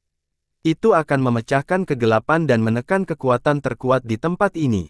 Namun, kekuatan membatu berada di luar pemahaman. Ia masih panik melawan kedua kapal itu. Berdengung, bab kematian muncul dan energi menyelamatkan dunia kegelapan ini. Menyusun hukum, universalnya dengan cepat tertanam dalam bayang-bayang para kaisar. Suara membaik. Li Qiye membuka lautan kenangannya. 1 kaisar abadi muncul satu demi satu. Kaisar abadi Minren, Kaisar abadi Suesi, dan Permaisuri Hongtian muncul berkat mereka muncul dari lautan ingatannya. Membuka, Li Qiye meraung. Wadah kehidupan dan wadah asal-usul yang membawa energi darah dari keberadaan yang tak terhitung jumlahnya dan kekuatan penciptaan mengalir ke dalam tubuh kaisar abadi ini. Gemuruh. Saat ini, dunia sepertinya sedang menghadapi kehancuran. Bayangan membatu dari para kaisar ini kembali hidup. Ledakan, pemberkatan dari kaisar tertentu dalam ingatan Li Qiye membuat bayangan mereka menjadi lebih kuat dibandingkan dengan yang lain di sini. Ini adalah perpaduan 2 sumber kekuatan yang berbeda, menyebabkan aura kekuasaan mereka menjadi lebih kuat berkali-kali lipat. Bahkan langit yang tinggi di atas akan dirobohkan olehku. Li Qiye berseru dengan keras, karena dia adalah raja dari semua kaisar abadi, makhluk yang lebih tinggi dari segalanya. Dengan begitu banyak berkah, kedua wadahnya meledak dengan kekuatan. Ledakan, sebuah ledakan yang mengguncang seluruh 9 dunia dan banyak sekali alam. Akhirnya, lubang hitam terbuka satu demi satu. Domain lain muncul di dalam domain kedua kapal tersebut. Domain baru ini segera menjadi abadi. Kapal akhirnya muncul dalam keadaan ekstrim ini kapal ketiga Atanasia. Saat ini, Li Qiye hanya memiliki gambaran tentang kapal ketiga, dia masih belum memutuskan kedalaman tertinggi di dalamnya. Namun demikian, di bawah restu kaisar dan kekuatan tertingginya, wadah Atanasia benar-benar muncul. Li Qiye tampaknya telah tercerahkan dengan kebijaksanaan sempurna, memungkinkan dia untuk memahami misterinya. Semuanya menjadi kekal di bawah Atanasia. Bahkan kekuatannya membatu pun melemah, sehingga Li Qiye bisa mengambil langkah paling penting ke depan. Jika seseorang berdiri di luar kegelapan di Dristone Courtyard, mereka akan menemukan bahwa di dalam kegelapan, kilatan cahaya kadang-kadang muncul dengan sendirinya. Tampaknya tempat ini telah distabilkan dan ditekan. Ledakan, diluncurkan, diluncurkan, dunia mulai berputar dan bergetar. Kegelapan telah hancur dan kehilangan warnanya. Sebelumnya warnanya hitam pekat seperti tinta, tetapi sekarang warnanya memudar menjadi abu-abu. Ini memberikan ilusi bahwa air pasang sedang surut. Meskipun kekuatan membatu tetap tidak berubah, tampaknya ada perubahan substansial pada esensinya dalam bentangan ini. Setelah waktu yang tidak diketahui, bunyi klik monoton dari kuku kuda kayu mulai terdengar sekali lagi saat meninggalkan kegelapan. Tubuh Li Qiye saat ini penuh dengan retakan seperti pecahan keramik. Sentuhan lembut saja akan menghancurkan seluruh tubuh. Li Qiye mengerang kesakitan saat ini. Dia memakan sebagian kecil dari 5 sulur abadi dan mulai pulih, membiarkan energi darahnya perlahan kembali. Setelah sekian lama, Li Qiye akhirnya berdiri. Berbagai jenis obat memungkinkan energinya pulih. Tubuhnya yang retak juga menjadi lebih baik. Li Qiye menarik napas dalam-dalam, menatap kegelapan yang memudar, dan tidak bisa menahan senyumnya. Hasil panen perjalanan ini melampaui ekspektasinya. Keuntungannya sungguh luar biasa hingga tidak ada harta karun yang bisa menandinginya. Upaya selama beberapa generasi, perencanaan berkali-kali saya akhirnya berhasil hari ini. Li Qiye mendekat pada dirinya sendiri dengan gembira. Dia sangat puas dengan perjalanan ini. Dia menginginkan tempat ini selama jutaan tahun. Faktanya, dia bukan satu-satunya. Semua kaisar abadi juga menginginkannya, tetapi tidak ada yang berhasil. Belakangan, dia mempunyai ide yang dia kembangkan dari satu generasi ke generasi lainnya. Dan kini, dia akhirnya menuai pahala di generasi ini. Tak seorang pun di dunia ini yang tahu apa yang ada di dalamnya. Itu belum pernah dilihat atau didengar sebelumnya. Pada titik ini, dia menghela nafas lega. Kesuksesannya bukan hanya karena usahanya. Kaisar masa lalu seperti Min Ren, Tun Ri, dan bahkan Hong Tian telah dicoba sebelumnya. Berkat kerja kerasnya, ia akhirnya bisa sukses hari ini. Suatu hari nanti, saya akan berusaha mencapai ujung 9 langit dan berusaha sekuat tenaga untuk menguasai alam semesta. Li Qiye mengungkapkan senyuman tipis saat dia menatap kegelapan yang memudar. Ada alasan lain atas kepuasannya keberhasilan kapal Atanasia yang tak terbayangkan. Dia akhirnya mendapatkan interpretasi tentang wadah ini. Ini berarti bahwa di masa depan, dia akan dapat mengeksplorasi lebih banyak kebenaran dalam perjalanan menuju keabadian, dia akan melangkah lebih jauh dari siapapun sebelum dia. Di matanya, tidak ada hasil yang lebih baik daripada meningkatkan pemahamannya tentang wadah ini. Baginya, ini adalah harta yang tak ternilai harganya. Dengan itu, dia sambil tersenyum menunggangi kuda kayu itu pergi. Dengan jurus rahasia ini, dia akan memiliki kekuatan untuk mengendalikan segala keadaan dan mampu mengarahkan dirinya sendiri di masa depan. Dia menuju ke arah tertentu dan mencapai tebing besar. Rupanya halamannya berakhir di sini. Di depannya ada harapan luas tanpa akhir yang terlihat. Jika ada sesuatu yang patut diperhatikan di tebing ini, maka itu adalah jembatan kayu lapuk yang seolah-olah dijalin dengan tanaman merambat. Rupanya di masa lalu, seseorang telah menggunakan tanaman merambat ini dan mengubahnya menjadi jembatan untuk mencapai sisi lain dari lumpur. Mungkin ada sesuatu di sana yang layak untuk dicari. Namun, tahun-tahun berlalu dan jembatan kayu ini telah tergeletak. Hanya ada sedikit bagian yang tersisa tergantung di tebing. Li Qiye tersenyum dan berkumpul sambil melihat ke arah jembatan, sudah waktunya untuk pergi ke titik pertemuan 3 pembuluh darah leluhur. Dia berbicara tentang lokasi pertemuan 3 pembuluh darah di dunia pengobatan batu, sumber pembuluh darah alkimia, pembuluh darah binatang, dan pembuluh darah batu. Ada banyak teori tentang sumber khusus ini. Dunia tahu bahwa vena ketiga tersebut berasal dari lokasi yang sama. Namun, tidak ada seorang pun yang boleh memasuki area ini. Betapapun hebatnya seseorang, mereka tidak akan bisa melacak pembuluh darah itu kembali ke sumbernya hanya dengan mengikuti mereka. Legenda menyatakan bahwa Kaisar Abadi telah mencoba hal ini sebelumnya. Namun, pada akhirnya mereka gagal. Hal itu dianggap tidak mungkin karena pembuluh darah ketiga itu sendiri menolak siapapun untuk mencapai sumbernya. Coba pikir, kekuatan mereka luar biasa. Selain itu, mereka terkait dengan Grand Dao duniawi. Dunia tidak akan pernah bisa memahami misteri di dalamnya. Tentu saja, masih ada cara untuk mencapai sumbernya. Pertama, seseorang harus keluar dari dunia pengobatan batu namun tetap berada dalam batas-batasnya pada saat yang bersamaan. Kedua, mereka harus bisa menemukan koordinat sumbernya. Terakhir, mereka juga harus cukup kuat untuk mengakses sumber kehidupan utama ini. Oleh karena itu, prestasi ini membutuhkan pemecahan misteri yang mengerikan. Banyak kaisar abadi telah menghitung rahasia di dalamnya untuk menemukan koordinat tertentu.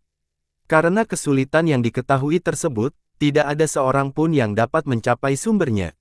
Tentu saja ada kisah sukses, tapi tidak ada yang tahu siapa yang benar-benar berhasil melakukannya. Li Qiye saat ini sedang berdiri di lokasi yang bisa mencapai sumbernya. Ada beberapa lokasi di dunia pengobatan batu seperti ini. Namun, Li Qiye pernah meraih kesuksesan dengan satu ini di masa lalu. Waktunya dimulai. Sambil memintanya, Li Qiye mengeluarkan 2 benda dan pergi ke jembatan busuk itu. Salah satu itemnya adalah Blue Ski Water yang didapat dari bebek belum lama ini. Yang lainnya adalah benih yang diambil dari tubuh Alchemy Fall. Banyak orang yang tidak dapat mengenali benih ini. Dia dengan hati-hati meneteskan setetes Blue Ski Water ke benih ini. Benih itu perlahan menyerap udara. Dengan suara sesuatu yang terkelupas, lapisan luar benih itu terlepas hingga menampilkan tubuhnya. Biji emas bersinar muncul di telapak tangan Li Qiye. Itu tampak seperti kacang abadi yang legendaris. Bahkan mereka yang tidak menyadarinya pun akan tahu bahwa kacang ini tidak dapat diduga. Benih dari Timesosfin. Li Qiye tersenyum kecil dan kesal, ini benar-benar benih dari Timesosfin. Saya tidak salah menebak. Kemungkinan besar banyak orang yang belum pernah mendengar tentang Timesosfin ini, tetapi ini jelas merupakan harta karun yang tak ternilai harganya. Ketika benihnya sudah matang, biasanya ia menggunakan cangkang untuk kamuflase. Hanya setelah direndam dalam air Blue Ski barulah benih Timesosfin melepaskan kamuflasenya dan menampilkan tubuh aslinya, tidak peduli siapa orangnya, mereka membutuhkan udara dan tanaman merambat untuk masuk ke sumbernya. Keduanya sangat diperlukan. Terlebih lagi, keduanya sangat langka sejak awal. Mendapatkannya lebih sulit daripada mencapai surga. Misalnya, Timesosfin. Begitu tanaman merambat sudah matang, benihnya akan segera terbang dan jatuh ke dunia yang lebih besar.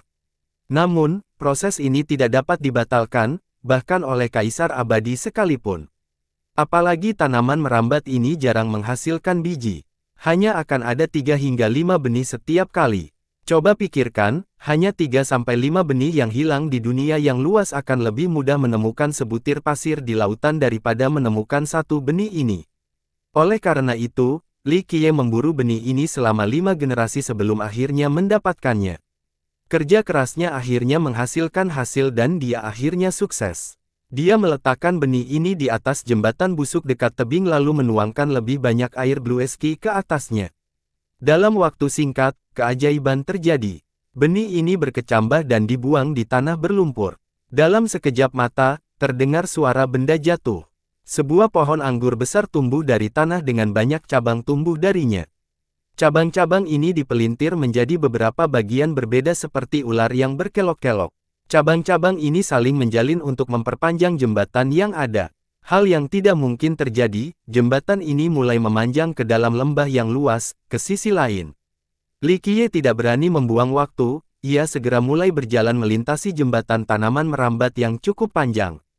Begitu dia mencapai sisi lain, tidak ada apapun yang dapat ditemukan di sekitarnya, yang ada hanya sayangnya tak berujung yang sepertinya menembus semua batas waktu. Di tempat ini, waktu telah berhenti dan ruang telah hilang. Tempat ini memberikan perasaan bahwa seseorang sedang mengambil langkah pertama dalam suatu zaman.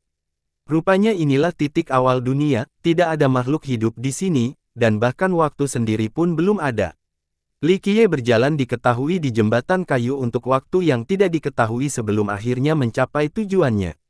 Dia turun dari jembatan pohon anggur sesudahnya. Saat kaki menyentuh tanah, Timesosfin tiba-tiba berbaring dengan cepat. Seluruh jembatan lay dalam sekejap. Orang samar-samar bisa melihat 3 hingga 5 benih dari Timesosfin di dalam jembatan. Mereka memancarkan cahaya keemasan, menabrak. Tepat ketika Timesosfin mati, jembatan runtuh dan tanaman merambat jatuh ke angkasa tanpa akhir. Benih-benih itu sepertinya telah menumbuhkan sayap dan terbang.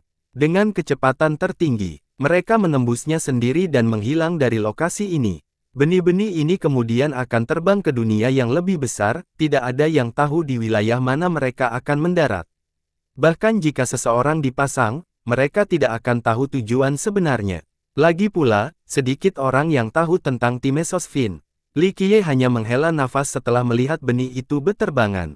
Siapa yang tahu siapa yang bisa mengambil benih ini di masa depan dan menyadari harta karun yang ada di tangan mereka. Setelah menenangkan diri, Li Qiye berbalik.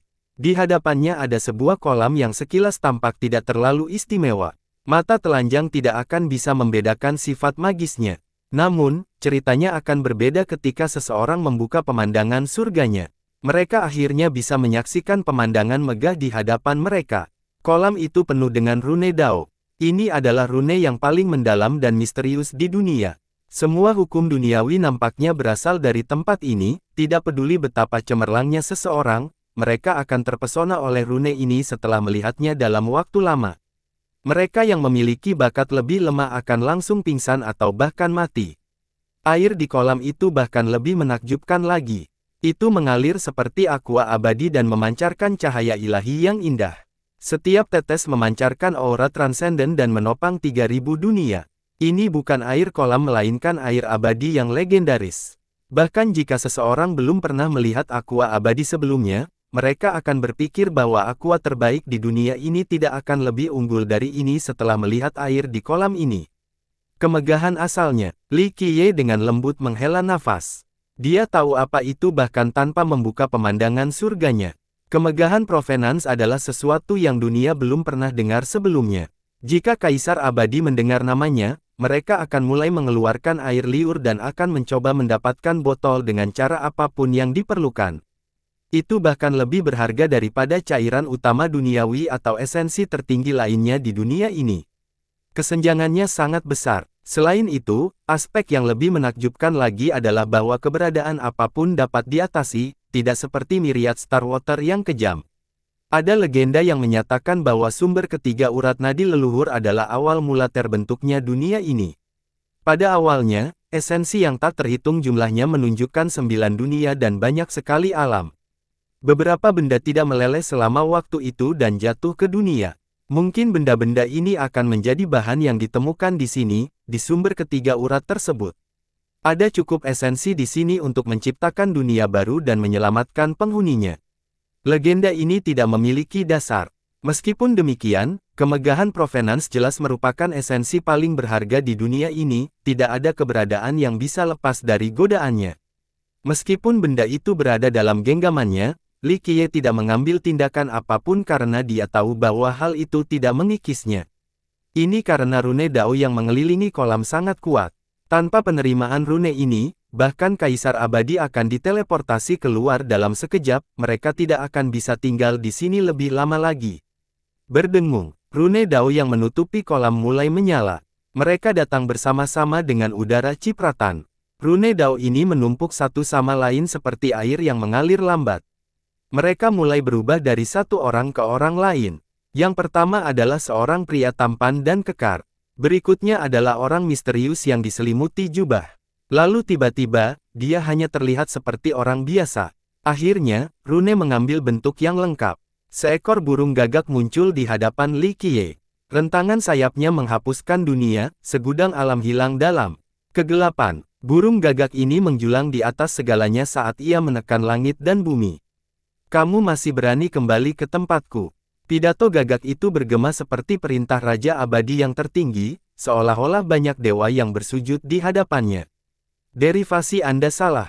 Ini adalah wujud gagak lamaku, tubuhku sekarang menjadi makhluk hidup dan bukan ilusi seperti sebelumnya. Li Qiye berkata sambil tersenyum. Ternyata semua karakter sebelumnya adalah bentuk berbeda yang diambil Li Qiye untuk menjelajahi dunia ini. Tentu saja, itu hanyalah ilusi dan transformasi, bukan wujud aslinya. Berdengung, saat ini, burung gagak menghilang. Orang yang berbeda muncul di hadapan Li Qiye. Siapapun akan terkejut setelah melihat ini. Ini adalah Li Qiye yang lain. Semua gerak tubuh dan sikapnya sama-sama bertahan. Orang asing akan kesulitan menentukan mana yang asli dan mana yang palsu. Jadi kamu di sini untuk menipu orang lagi. Li Qiye yang lain melirik ke arah Li Qiye dengan ekspresi santai dan acuh tak acuh. Oke, jangan berubah menjadi aku atau mencoba membuat rencana melawanku. Anda hanyalah hukum universal tanpa kehidupan atau emosi, tidak perlu belajar berbicara. Li Qiye sambil menjawab sambil tersenyum, dirimu yang sebenarnya adalah hal yang paling penting, aspek-aspek sepele ini tidak ada artinya. Berdengung, Li Qiye ini menghilang dan bayangan buram muncul di tempatnya. Ia membawa langit yang tinggi ke atas dan menentukan nasib alam semesta di bawah. Semua ada dalam genggamannya. Tidak perlu bertransformasi menjadi surga yang tinggi juga. Kamu bukanlah surga yang tinggi, dan sejujurnya, ini bukanlah wujudnya. Li Qiye terkekeh melihat transformasi ini. Aku akan melakukan apa yang kuinginkan, itu bukan urusanmu. Bayangan kabur itu menjawab dengan jelek. Li Qiye tidak bisa menahan senyum kecut. Dia mengusap hidungnya dan berkata tanpa daya, sepertinya saya bersalah. Aku seharusnya tidak merusakmu pada kali terakhir, membuatmu mendapatkan emosi manusia. Akulah hukum dunia ini. Aku bisa menjadi apa saja, kamu tidak perlu mengajariku.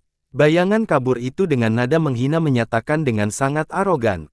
Li Qiye pernah datang ke sini sebelumnya sebagai gagak hitam. Apalagi dia sudah lama tinggal di sini. Saat ini, hukum di lokasi ini tidak seperti ini. Kemudian, ia mempertahankan segala macam kebiasaan yang berasal dari godaan Li Qiye. Ya, Anda adalah hukum langit dan bumi, yang mampu menjelma menjadi segala sesuatu. Li Qiye tersenyum. Bayangan buram itu tiba-tiba menghilang. Dalam sekejap mata, seorang wanita muncul di hadapan Li Qiye. Kecantikannya sedemikian rupa sehingga tidak bisa digambarkan dengan kata-kata belaka. Apakah aku cantik? Dia bertanya pada Li Qiye dengan senyuman yang sangat mencemooh. Brengsek, Anda berani berubah menjadi dia. Kamu pikir aku tidak akan mencabik-cabikmu? Li Qiye tidak bisa menahan diri untuk tidak mengutuk, gayamu sangat tidak wajar, itu benar-benar membuatku ingin muntah. Baiklah kalau begitu, aku akan berhenti bertransformasi, apa masalahnya? Wanita itu dengan cepat berubah kembali menjadi bayangan kabur yang terletak di tempat paling rahasia di langit, sebuah lokasi di atas segalanya. Li Qiye memikirkannya setelah melihat hukum berubah menjadi banyak hal berbeda. Dia merasa sedikit bersalah setelah melihat ini karena dialah yang telah merusak hukum yang buruk. Hukum yang melindungi kolam diciptakan dari langit dan bumi. Itu adalah hukum yang paling murni, kehidupan tanpa atau emosi. Namun, ia mampu berubah menjadi segala sesuatu, atau setidaknya mengambil wujudnya. Bayangan kabur itu bertanya, "Oh benar, bagaimana kabar wanita itu sekarang?" Li Qiye melihatnya dengan satu mata dan menjawab, "Apa pengertianmu? Kamu bukan makhluk hidup, jadi berhentilah memedulikan urusan orang lain." Bayangan kabur itu menyindir, "Oh, jadi kamu putus. Ada apa? Apakah wanita itu mencampakkanmu? Lihatlah keadaanmu yang menyedihkan, aku pasti benar. Tapi ya, siapa sih yang mau burung gagak?" Li Qiye dengan marah berkata, "Brengsek, sejak kapan makhluk tak bernyawa sepertimu bisa bermulut sebesar itu? Kamu seperti orang yang suka bergosip di luar, kamu suka mengoceh terus-menerus." "Ocehlah."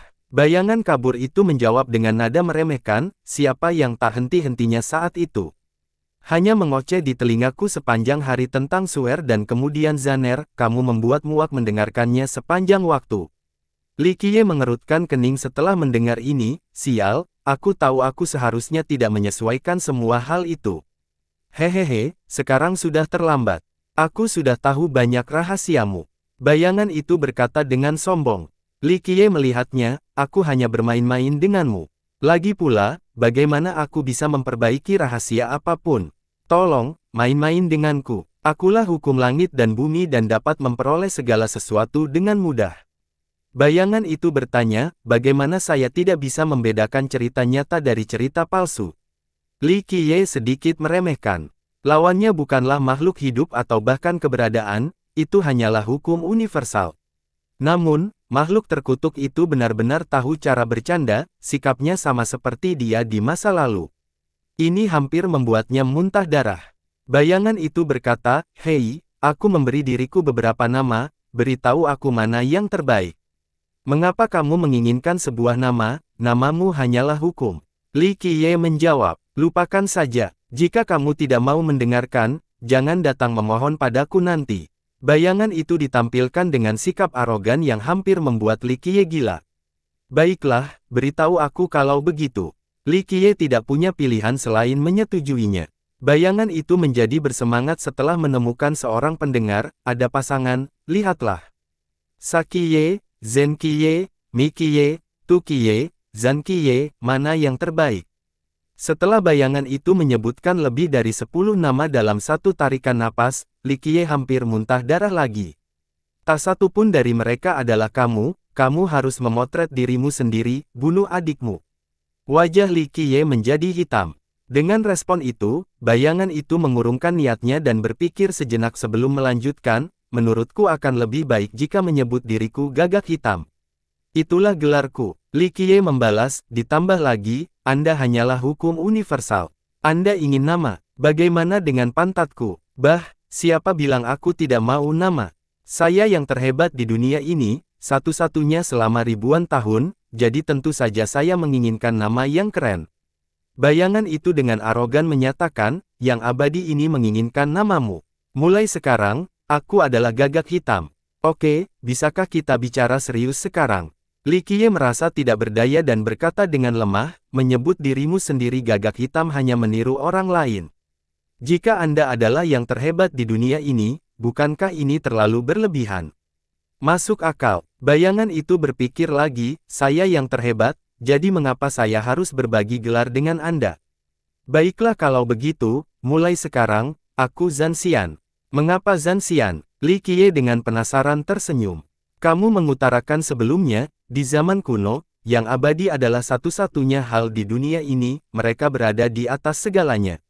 Ia dengan arogan menyatakan, jadi, saya ingin mengalahkan dan membunuh semua makhluk abadi, karena itu dinamai Zhan Xian. Nama yang sangat menarik dan bagus. Li Qiye langsung memuji, tidak peduli apakah itu kebenaran atau hanya sunjungan, itu lebih baik daripada membiarkan bayangan itu bernama Dark Crow. Li Qiye berpikir bahwa prestisenya akan hancur jika tidak. Saya tahu ini bagus. Bagaimana mungkin nama yang saya pilih tidak bagus? Bayangan itu tertawa dengan cara yang sangat narsis dan sombong. Li Qiye terkekeh dan berkata, bagaimana keadaan di danau? Apakah kamu melakukan hal yang tidak baik lagi? Bayangan itu segera menjadi berhati-hati dan bertanya dengan dingin setelah mendengar ini. Hukum universal harusnya tanpa emosi. Namun, hal itu telah dipengaruhi oleh Li Qiye sejak dia tinggal di sini untuk waktu yang sangat lama di masa lalu. Itu bahkan meniru dia sampai batas tertentu. Tidak ada hal buruk. Li Qiye tersenyum riang, sebenarnya aku menemukan beberapa temuan baru-baru ini. Temuan baru, tidak tertarik. Bayangan itu menjawab, ditambah lagi, jangan mengira aku tidak tahu kamu adalah orang jahat dan selalu mengincar tempat ini. Yah, aku tidak akan menyangkal bahwa aku tertarik dengan benda di dalamnya. Li Qiye tersenyum, itu bukanlah rahasia atau apapun. Biarkan saja saya melakukan apa yang saya inginkan dan mungkin itu akan bermanfaat bagi Anda juga. Apa manfaatnya? Jangan mencoba menyuap saya. Bayangan itu sama sekali tidak tertarik. Jika, katakanlah, hal itu sudah selesai, bukankah kamu juga akan bebas? Li Qiye menyeringai. Bayangan itu langsung menjadi bahagia setelah mendengar ini. Namun setelahnya, ia menatap tajam ke arah Li Qiye dan berkata, baik Anda dan saya tahu bahwa ini sangat sulit untuk dicapai. Jangan coba-coba menipuku. Saya jamin generasi ini pasti akan sukses. Li Qiye membujuk, namun, saya hanya melewatkan sedikit. Jika saya bisa menyelesaikan hal lain itu, maka saya juga bisa melakukan ini. Haha, tidak perlu menggodaku. Bayangan itu mencibir, saya tahu orang seperti apa Anda sebenarnya. Kamu menipuku terakhir kali, jadi aku tidak akan mendengarkan omong kosongmu lagi. Li Qiye tidak tersipu sama sekali. Dia tersenyum dan berkata, ya, aku menipumu terakhir kali, tapi secara teknis, benda di dalamnya sudah menjadi milikku sejak kamu kalah, kan? Jadi bagaimana jika itu milikmu? Bayangan itu memandang rendah ke arah Li Qiye, jika aku tidak membiarkanmu lewat, kamu tidak akan bisa mengambilnya meskipun itu milikmu. Bagaimana aku harus mengatakannya? Meskipun benda ini bisa dianggap milikmu pada saat itu, pada akhirnya benda ini tetaplah sebuah benda yang tidak ada pemiliknya. Tapi kamu sudah berada di sini begitu lama sehingga itu seharusnya menjadi milikmu. Apakah kamu tidak menginginkannya sama sekali? Li Qiye mencoba membujuknya lagi. Bayangan itu berbicara dengan kurang tertarik, tidak tertarik. Anda benar tentang satu hal, saya bukan manusia atau keberadaan atau apapun, saya hanyalah hukum universal. Apa keuntungan yang saya peroleh dengan mendapatkannya? Li Qiye menganggap ini cukup bermasalah. Jika dia tidak menggigit apapun yang terjadi, maka semua rencananya telah selesai. Apa yang harus aku lakukan agar kamu mengizinkanku lewat? Li Qiye tersenyum, karena persahabatan kita tidak perlu bertarung sampai langit runtuh di tempat ini, kan? Langit meruntuhkan pantatku. Bayangan itu berkata dengan nada meremehkan, jika aku tidak ingin kamu ada di sini, aku bisa memindahkanmu saat kamu menyerang. Seperti yang kamu katakan sebelumnya, bahkan Kaisar Abadi pun tidak bisa berbuat apa-apa. Li Qiye menyesal menceritakan semua informasi ini saat itu. Lagi pula, aku tidak punya emosi jadi kami tidak punya persahabatan apapun untuk dibicarakan. Bayangan itu memandang Li Qiye dengan satu mata. Sikap bayangan itu membuat Li Qiye tidak berdaya. Dia mengangkat tangannya dan berkata, "Oke, saya menyerah. Nyatakan kondisi Anda. Jika memungkinkan, saya akan memenuhi semua permintaan Anda." "Kamu yakin?" Bayangan itu langsung menatap tajam ke arah Li Qiye. Li Qiye menjadi terkejut karena tatapan ini. "Baiklah, lakukanlah," Li Qiye berkata sambil tersenyum. Sikap bayangan itu sangat mirip dengan Li Qiye saat ini. Dengan santai ia berkata, "Ya, kondisi saya sangat sederhana. Kamu akan tinggal di sini dan menemaniku seperti dulu dan aku akan membiarkanmu lewat." "Itu tidak akan berhasil." Li Qiye menggelengkan kepalanya, "Kamu memanfaatkanku sepenuhnya. Ditambah lagi, saya tidak sama seperti sebelumnya. Di masa lalu, aku mempunyai kehidupan abadi, tetapi jika aku terjebak di sini sekarang, itu berarti aku akan benar-benar kacau. Kalau begitu lupakan saja, aku tidak peduli. Jangan pernah berpikir untuk lewat." Bayangan itu mencibir. Li Qiye terkekeh dan berkata, "Kamu tidak seharusnya mengatakan tidak secepat itu. Bagaimana kalau begini, agar adil semuanya, kita akan bertaruh. Jika saya kalah, maka saya akan tetap di belakang. Jika saya menang, Anda harus membiarkan saya lolos." Bayangan itu menjawab dengan meremehkan taruhannya, "Itu juga merupakan taruhan terakhir kali, dan berakhir dengan kamu melemparkanku ke dalam lubang." Yang ditanggapi oleh Li Qiye sambil tersenyum, "Itu yang terakhir kali, sekarang adalah sekarang. Selain itu, Anda tidak akan kehilangan apapun, bukan? Jika aku kalah, maka tamatlah aku. Aku tidak abadi lagi, jadi tinggal di sini akan menghancurkanku. Berhentilah menghasutku." Bayangan itu mencibir, "Tidak peduli apa yang kamu katakan, aku tidak akan jatuh ke dalam perangkapmu. Siapa yang tidak tahu bahwa Anda adalah pembohong yang ahli membodohi orang? Kata-katamu membuatku tidak adil." Li Qiye berkata tanpa daya, "Kali ini, aku datang dengan tulus. Bayangkan saja, harta ini sama sekali tidak berharga bagimu, tapi jika aku kalah, aku harus menyerahkan segalanya. Coba pikirkan, seberapa berat taruhan saya. Ini adalah pertaruhan terbesar dalam sejarah. Berhentilah berada seperti itu. Aku sudah bilang aku tidak akan tertipu olehmu." Bayangan itu langsung ditolak. Ia sangat berhati-hati setelah ditipu sekali. "Tidak ada yang bisa saya lakukan jika Anda tidak mau." Li Qiye berkata dengan kecewa, "Saya rasa saya harus pergi. Satu-satunya hal yang bisa saya katakan adalah perjalanan ini sia-sia. Benar-benar sekarang." Bayangan itu terpampang, "Kamu menghabiskan banyak usaha untuk sampai ke sini. Siapa yang percaya kalau kamu menyerah pada ini? Aku tahu kamu tidak percaya padaku." Li Qiye menahannya dan dengan enggan berkata, "Tetapi saya tidak bisa memaksa Anda untuk mempercayai saya, jadi apa lagi yang bisa saya lakukan selain pergi? Apakah saya harus menyerang tempat ini? Kamu tahu kalau aku tidak bisa menembus perlindunganmu." "Saya tidak yakin sama sekali." Bayangan itu mencibir, "Orang yang melanggar hukum sepertimu akan menyerah begitu saja. Kapan terakhir kali kamu mengaku kalah?" Li Qiye berkata sambil tersenyum, "Waktunya sudah berbeda sekarang. Saya tidak lagi abadi, saya tidak lagi mempunyai waktu yang tidak terbatas. Waktu terlalu berharga saat ini. Saya lebih suka melakukan hal lain di luar daripada menghabiskan 1000 tahun di sini. Itu akan jauh lebih menarik." Terserah katamu." Bayangan itu bersinar, masih belum yakin. Li Qiye memberikan sebagai jawaban, "Baiklah kalau begitu, sepertinya tidak ada maksud untuk berbicara lebih jauh. Jaga dirimu. Siapa yang tahu kita punya kesempatan bertemu lagi di kemudian hari. Selamat tinggal teman." Setelah itu, Li Qiye berbalik untuk meninggalkan tempat ini. Sementara itu, bayangan itu menjadi sunyi. "Bagaimana kamu ingin bertaruh?" Bayangan itu akhirnya memecah kesunyian dan bertanya pada Li Qiye sebelum dia bisa pergi jauh. Li Qiye berbalik dan melihat ke arah bayangan, "Jika kamu ingin bertaruh, lalu bagaimana kalau kita bertaruh dengan nyawa kita? Aku tahu kekuatanmu. Kutukanmu pasti akan berakhir dengan kematian, bahkan Kaisar Abadi pun akan mengalami nasib yang sama.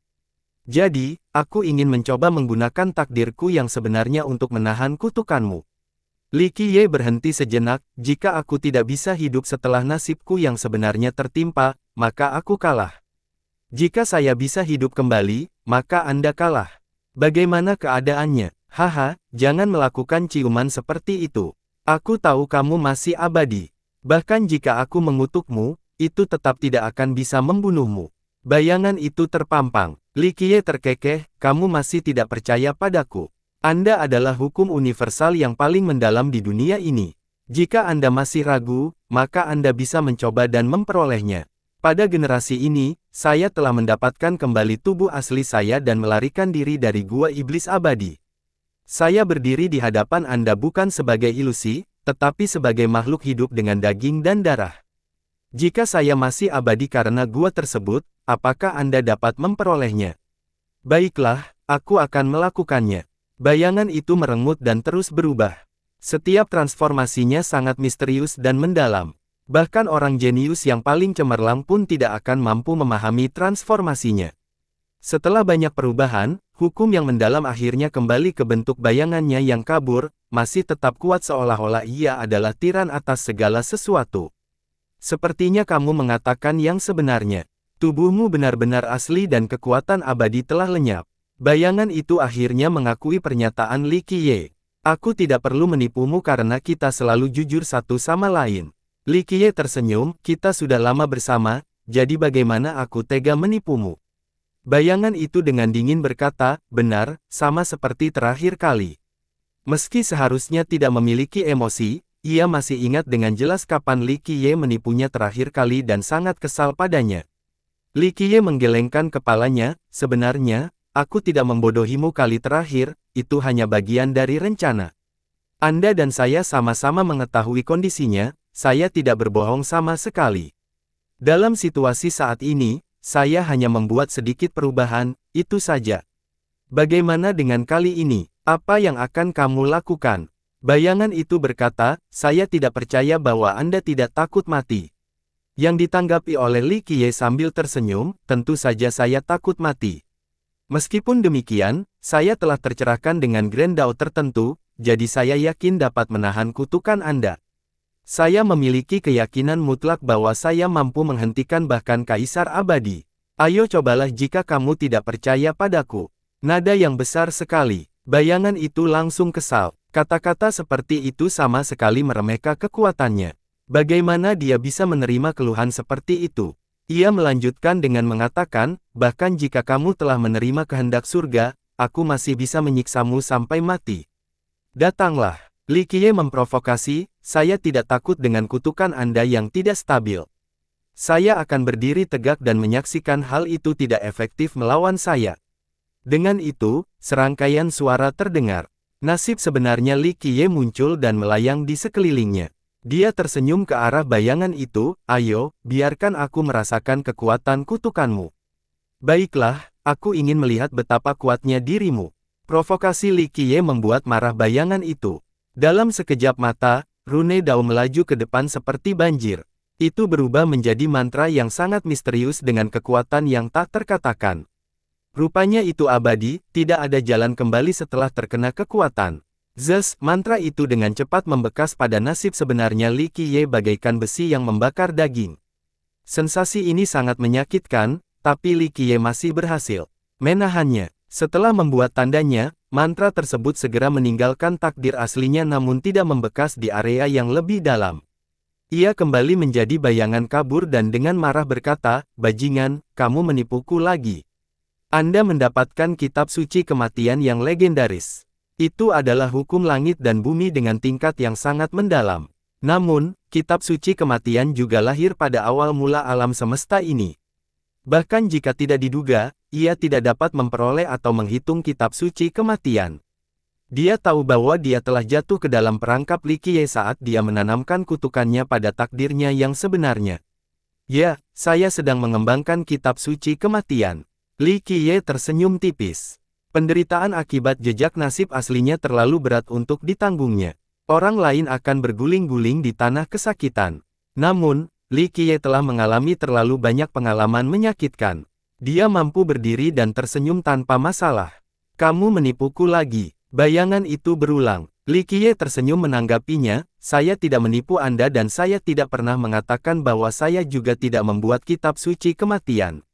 Aku hanya mengatakan bahwa aku bisa menahan kutukanmu, kan? Bayangan itu tidak bisa membantah hal itu, tapi ia masih berkata dengan dingin, jadi bagaimana jika kamu membuat kitab suci kematian? Aku masih bisa membunuhmu. Li Qiye tersenyum dan berkata, saya yakin kutukan Anda pasti bisa membunuh saya. Namun, aku ingat taruhan kita bukan tentang kamu membunuhku, tapi tentang apakah aku bisa bertahan atau tidak.